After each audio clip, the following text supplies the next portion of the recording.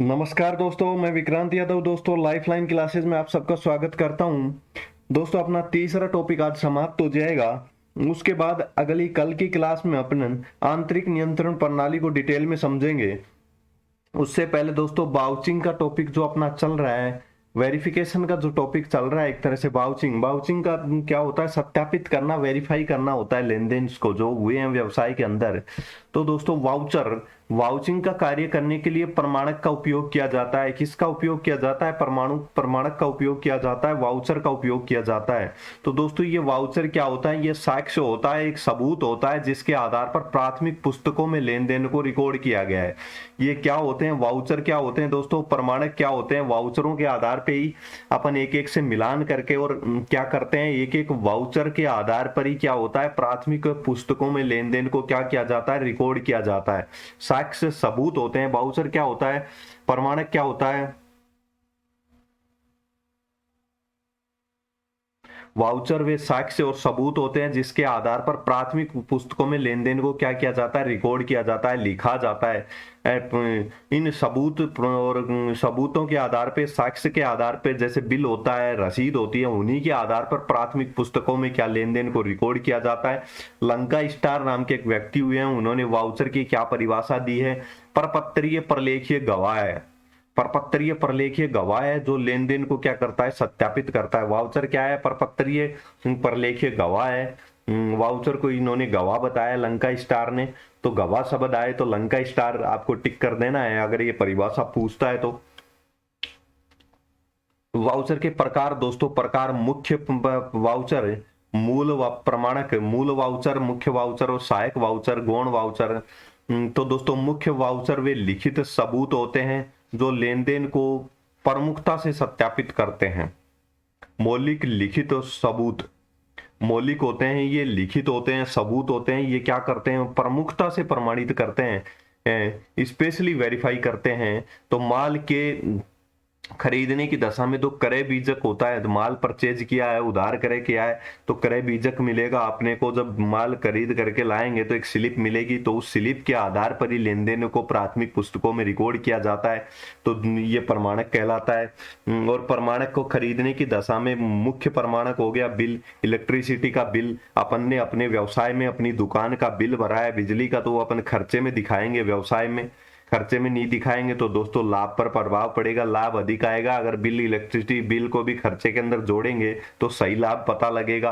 तो दोस्तों electricity bill भी क्या है, प्रमाणक है। और किस प्रकार का है? मुख्य प्रमाणक है। बैंक में पैसे जमा कराए तो रसीद मिलती है, वहां पे वो भी मुख्य प्रमाणक है। इससे प्रूव होता है कि बैंक में पैसा जमा हुआ है, तो ये प्रमाणक हो गया। अब सहायक प्रमाणक कौन से होते हैं दोस्तों? ये अतिरिक्त प्रमाणक होते हैं जो मूल प्रमाणक का समर्थन करते हैं। ये अतिरिक्त प्रमाणक होते हैं या क्या करते हैं, मूल प्रमाणक का समर्थन करते हैं और लेन देन होने की पुष्टि करते हैं। जैसे माल भाड़े की रसीद, दोस्तों कहीं से माल परचेज किया तो मूल प्रमाणक तो क्या हो गया, मुख्य प्रमाणक, यानी कि मूल वाउचर तो क्या हो गया कि रसीद हो गई। बिल परचेज करने का क्या हो गया, बिल हो गया। परचेज का क्या हो गया, क्रय बिल, तो मुख्य प्रमाणक हो गया। और माल भाड़ा रसीद, माल आने के बारे में, या कि भाई इतना माल यहाँ पे आया, उसके भाड़े की जो रसीद मिलेगी उससे भी अपने को वेरीफाई होगा कि हाँ भाई माल मंगवाया गया था। तो ये हो गए सहायक प्रमाणक। माल ढुलाई की रसीद, जाजिबिलिटी, परचेज ऑर्डर जब करते हैं तो भी दोस्तों एक स्लिप, एक ऑर्डर बुक होती है, उसके आधार पर परचेज ऑर्डर देते हैं। अगला उस ऑर्डर बुक में नोट कर लेता है, तो परचेज ऑर्डर में भी क्या है, सहायक प्रमाणक है। तो आपको ये याद रखने, ये एग्जांपल ये भी दे के आपको पूछ सकता है कौन सा सहायक वाउचर है, कौन सा मुख्य वाउचर है। तो दोस्तों प्रमाणक के अन्य तरीके से भी वर्गीकृत किया जा सकता है। बाह्य प्रमाणक, ऐसे प्रमाणक जो बाहरी व्यक्तियों व संस्थाओं द्वारा बनाए जाते हैं। जो मान लीजिए परचेज किया, तो परचेज बिल कौन बनाएगा, जहां से अपन ने खरीदा है वो बनाएगा, तो बाहरी संस्था होगी ना। तो इससे बाहरी प्रमाणक कहते हैं, इसे अधिक विश्वसनीय माना जाता है। दोस्तों अपन स्वयं ही कोई मान लो प्रमाणक बिल बनाते हैं तो उसमें तो अपन हेरफेर कर देंगे, गड़बड़ी कर देंगे। लेकिन परचेज किया तो ये दूसरे व्यापारी से अपन खरीदा माल कहीं से दूसरे शहर से, तो परचेज इनवॉइस बनेगी, तो वो विश्वसनीय भी होगी। बाह्य प्रमाणक कहलाएगा संस्था के अलावा अन्य व्यक्ति के द्वारा बनाए गए देनदार सत्यता पत्र, देनदारों के लिए सत्यता प्रपत्र देनदारों द्वारा तैयार किया जाता है, तो ये भी एक वाउचर हो गया। इंटरनल वाउचर, आंतरिक प्रमाणक कौन से होते हैं, वो संस्था व उसके कर्मचारी द्वारा स्वयं तैयार किए जाते हैं, कम विश्वसनीय माने जाते हैं। सेल्स इनवॉइस, इनको कम विश्वसनीय माना जाता है। माल बेचते हैं अपन, तो अपन बिल जारी करेंगे ना, खरीदने वाले को बिल देंगे ना। आप मार्केट से कोई माल खरीद के लाते हो तो आपको बिल मिलता है, सामान खरीद के लाते हो तो बिल मिलता है, तो वही सेल्स इनवॉइस हो गया। तो उस संस्था के विक्रय हुआ है, उस संस्था का क्या हुआ है, विक्रय हुआ है, और विक्रय बिक्री को वो सेल्स को दिखाएगा अपने खातों में, तभी तो उसका प्रॉफिट ज्ञात होगा। तो दोस्तों वो कितने का क्रय किया, क्रय एक साइड दिखाता है पीएनएल अकाउंट में, इधर विक्रय दिखाता है, फिर अंतर की राशि होती है वो प्रॉफिट होती है, यहाँ पे खर्चे दिखाता है। इन सब को जोड़ करके विक्रय में से घटा देता है, तो दोस्तों उसका क्या आ जाता है, प्रॉफिट आ जाता है।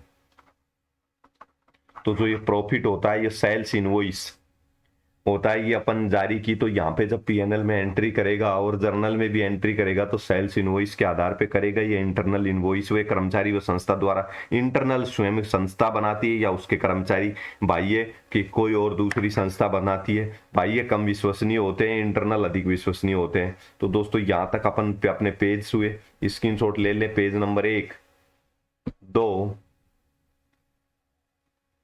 3, 4। अब दोस्तों इसके अलावा अपन अब जैसे ही अगला टॉपिक प्रारंभ करेंगे, दोस्तों छोटे छोटे टॉपिक है ऑडिट के अंदर, बहुत ज्यादा मैटर अपने सिलेबस में नहीं है।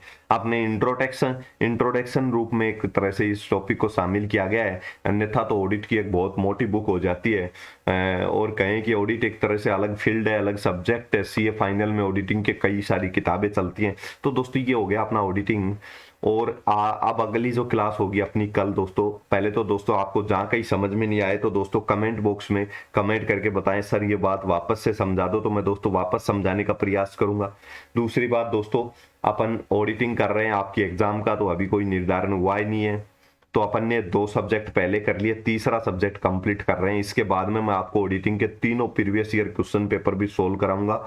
इसके अलावा प्रीवियस ईयर के ऑडिटिंग ऐसा सब्जेक्ट है जो अपने सिलेबस में कई सारे विषय में आता है, जैसे फर्स्ट ग्रेड की एग्जाम देते हैं उसमें भी क्वेश्चन आए हुए हैं, तो वहां से भी आपको क्वेश्चन सोल्व कराऊंगा। और भी कहीं भी जो किसी भी एग्जाम में अगर क्वेश्चन पूछे गए, आरएस की एग्जाम में भी ऑडिटिंग का एक छोटा सा टॉपिक शामिल है, तो वहां से भी जो क्वेश्चन आए हुए हैं वो कराऊंगा, जो अपने सिलेबस से रिलेटेड होंगे। उनके अलावा बाकी को अपन छोड़ देंगे। तो दोस्तों ये हुआ अपना आज का टॉपिक। अब कल अपन प्रारंभ करेंगे इंटरनल ऑडिट, सॉरी, आंतरिक नियंत्रण प्रणाली, इंटरनल कंट्रोल सिस्टम, अगली क्लास में। धन्यवाद दोस्तों, आज के लिए इतना ही। नेक्स्ट क्लास में मिलता हूं दोस्तों। आपने कमेंट करना बंद कर दिया वापस से दोस्तों, कमेंट करके ये बताया करें कि आपको क्लासें कैसी लग रही है दोस्तों, ताकि मेरा उत्साह बना रहे और मैं आपका मार्गदर्शन करता रहूं समय समय पे। और इसके बाद में जैसे ही ऑडिट कंप्लीट होगी फिर देखेंगे कितना समय मिलता है और आपके लिए क्या लेके आना उचित है। जैसा भी मुझे उचित लगेगा आपके लिए लेके आऊंगा।